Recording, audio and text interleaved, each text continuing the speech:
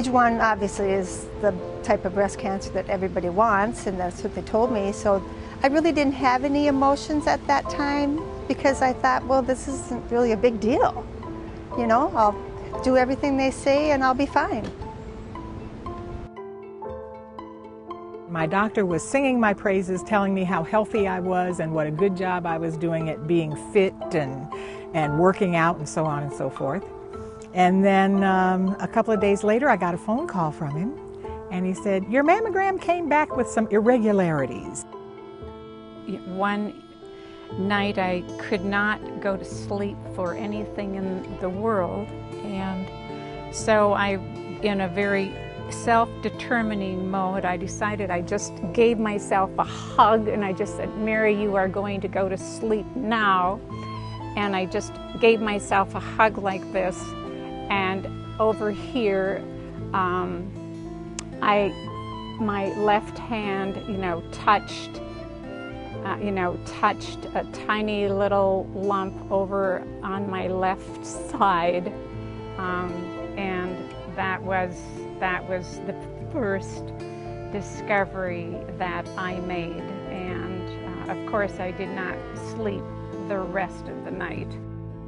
50% of the women in my family had died from either breast or ovarian cancer in the last 3 generations. So given the opportunity to find out my status, I absolutely wanted to know whether or not I carried the gene.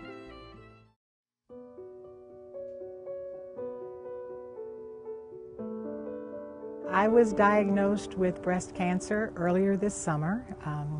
I went in for my annual physical exam and my mammogram, and my doctor was singing my praises, telling me how healthy I was and what a good job I was doing at being fit and working out and so on and so forth.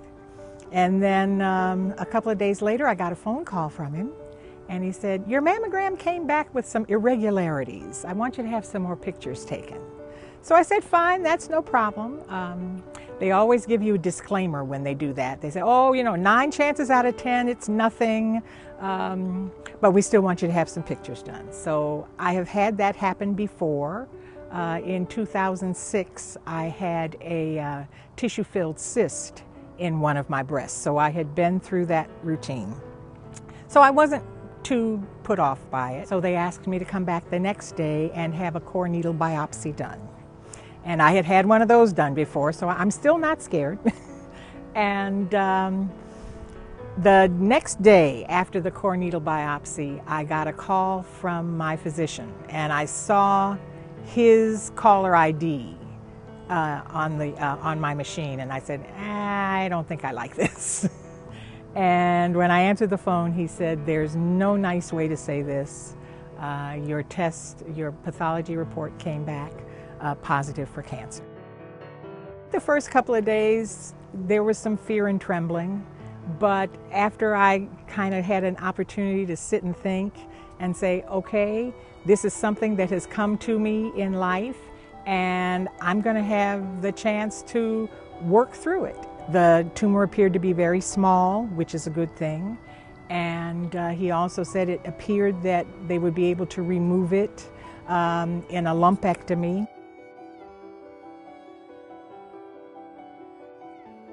It used to be when someone said you got breast cancer, it was a death sentence, and it's not like that anymore.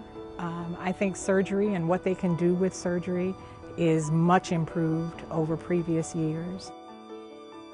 On July the 20th, I had my lumpectomy at Rochester, followed by radiation therapy.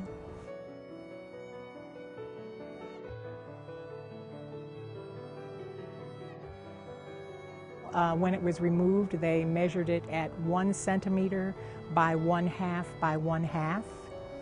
And I didn't feel it, my physician didn't feel it, the local surgeon didn't feel it, the surgeon in Rochester didn't feel it, nobody felt it. So I will wear the t-shirt that says, "Have your annual mammogram," because that's what found it, and I am grateful for that.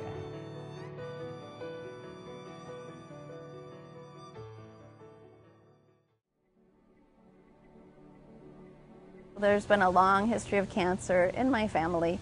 Everyone I knew died of some kind of cancer. My mother died of ovarian cancer on her 61st birthday.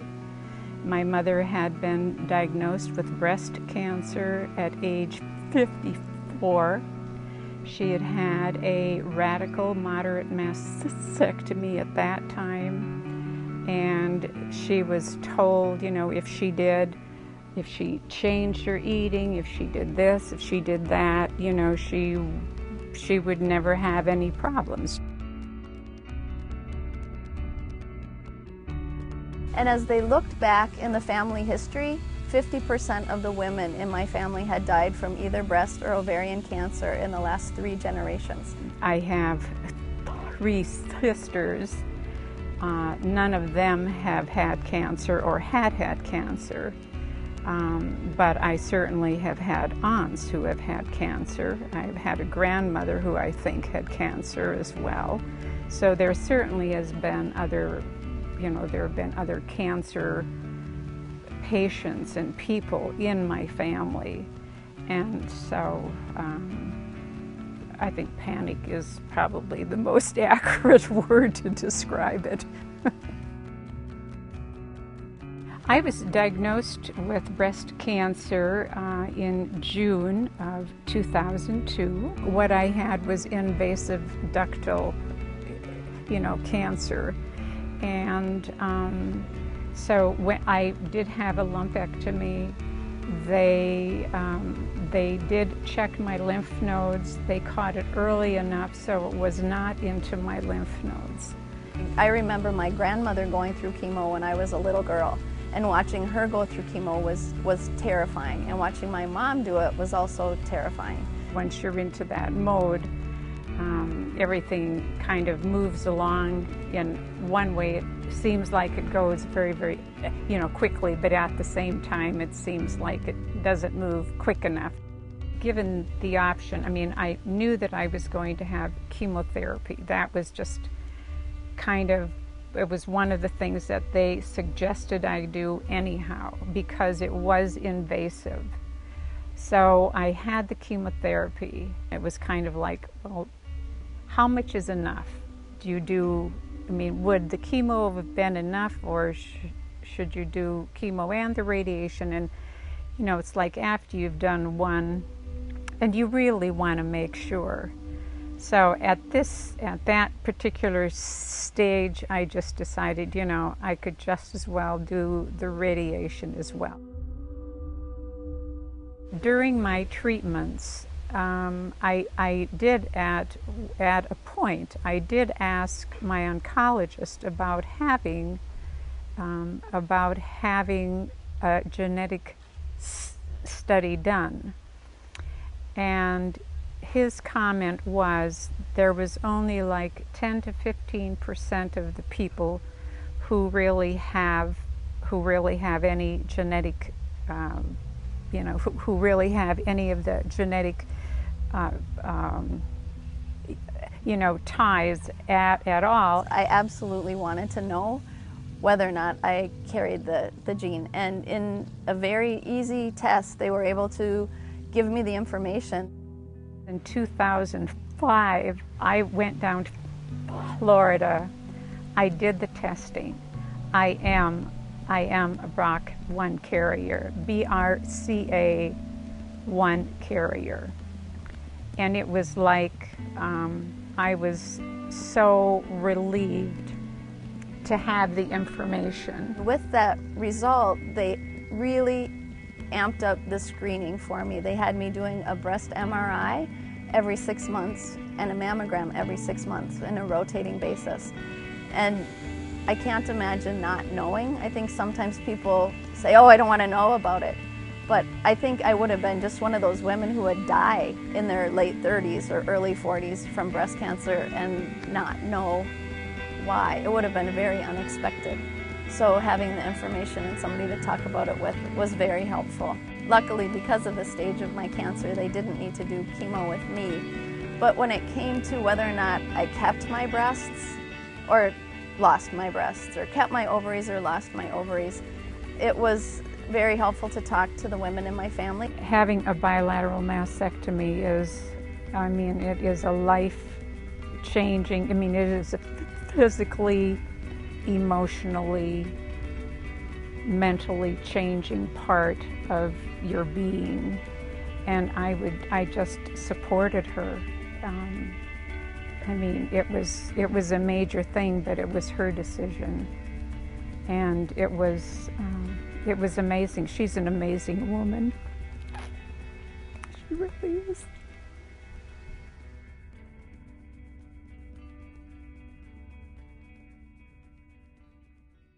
I went to the doctor for my regular routine mammogram, and they found something suspicious, so they did an ultrasound and a biopsy, and it was breast cancer, stage 1. So we decided to do the lumpectomy and then do the radiation, and then he said, "You're fine, you're good to go."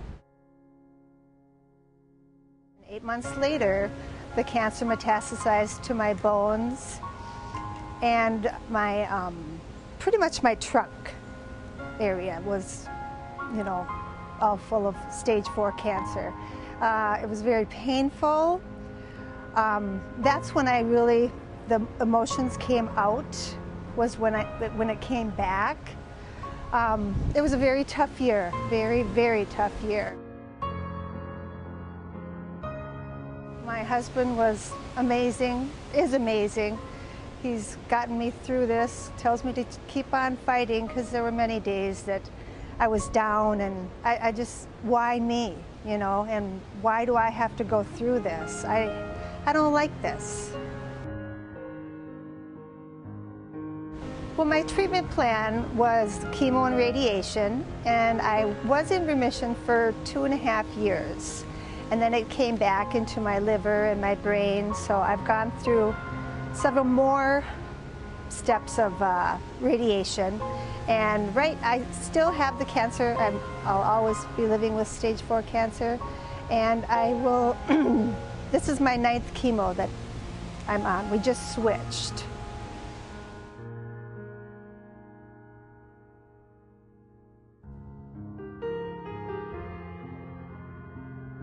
The best medicine for me to get me through these tough times, we usually plan a vacation. We'll plan a vacation like 3 months down the road. So I always have that to look forward to, and that kind of keeps me going. This last October, we went to Paris and went down to the Lourdes and got dunked in the baths, and it was truly an amazing experience. And from that, we all feel at peace. It was really healing for me, and I've noticed a big change in my boys too from that trip. So I guess now the trips, and like the next trip, we'd love to go to Italy, you know, so I have that to look forward to, so that will keep me going. My concerns are that I would hope that I'd be around when they find a cure for this ugly disease. My concerns are that I can see my boys graduate from high school. College would be a dream, but I'm setting my standards low, and we'll stick to high school now. There's a moment that will always stick in my mind, and it's when my youngest son, I asked him how he felt about the cancer and what he thought, and he said, "You're my mom." He said, "I didn't think that anything of it." He said, "I knew you'd survive." And that kind of got me through it.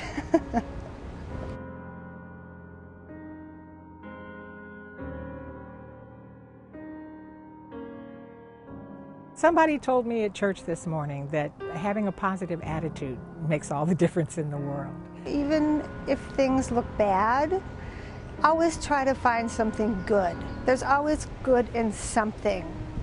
And this happened to me for a reason, so I can speak out to other women and try and help them, inspire them, and get them through their difficult times.